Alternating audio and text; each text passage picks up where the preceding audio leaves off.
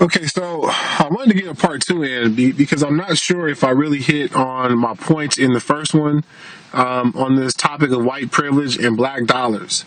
You know what?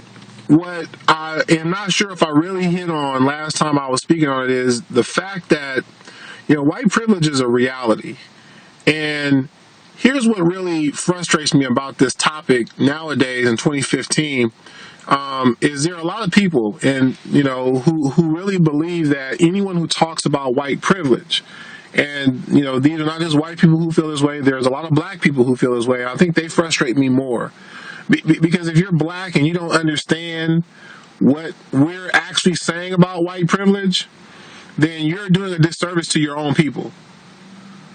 If you're black and you think that to acknowledge white privilege is somehow an excuse, then you don't get it. You yourself, you don't get it. Because once again, this is sort of what I was trying to say last time. We can pool our money together. We can do a lot of things together that will lift our race up. There are, like, in spite of the obstacles and the challenges that we face, yes, we can still succeed. But to ignore that we have obstacles, to ignore that it's a little bit more difficult for us, that's ignorant. And I really struggle because I was trying to think, like, how am I going to put this without calling black people specifically who don't believe in white privilege? How am I going to, address this without calling them ignorant? And it's difficult because I really don't feel if you're black and you think a black person who acknowledges white privilege is making excuses for themselves or for others to not to succeed, you're ignorant. You don't understand the society we live in. That in spite of the fact, and it is a fact, that we can overcome, we do live in a nation that was set up to create advantages for white people. This is something that is a fact. And to call black people specifically victims, or let me back it up, to say that black people have victim mentality, to acknowledge white privilege as a factor in America, to say a black person who brings it up is just playing the race card too, and is also keeping racism alive, is a victim mentality. Again, you're ignorant. See, what happened to black people, I've done this before, and it's starting to become more popular, and I'm glad. Because when I first started saying it, people thought I was crazy, but I'm not. What happened to black people is exactly the same thing that happens to a rape victim. Would you ever tell a rape victim that she's just playing the victim? Would you ever tell a rape victim that she should get over it?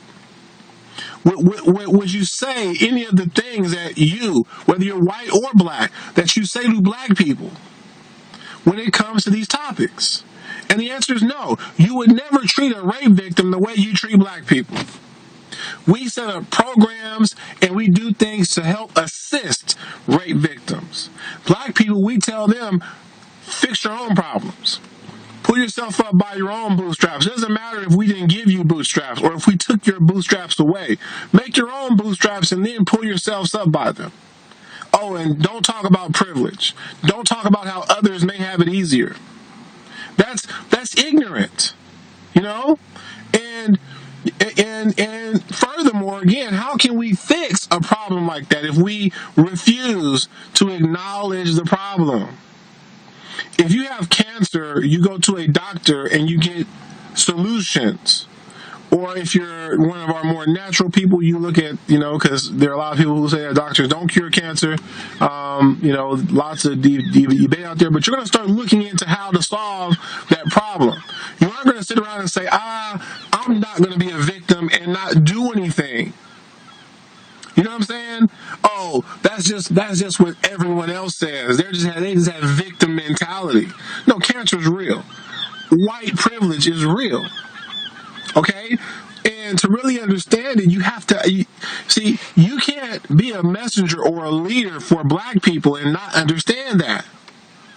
And some of you guys say, well, I don't want to be a messenger for black people. There's money in all races, and I want to be able to get money from all races. Great. Feel that way if you want to. But don't ignore the reality that most races aren't actually looking to get money with you. This is the reality, you guys.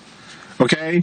That in business, a lot of other ethnicities, and this is sort of what I talked about in part one, they pool their money together. It's sort of their culture. It's what they do. Our culture here in America, we have what's known as slave culture. We're the descendant of slaves. In 1863, when slavery ended, we were pretty much kicked off the plantation.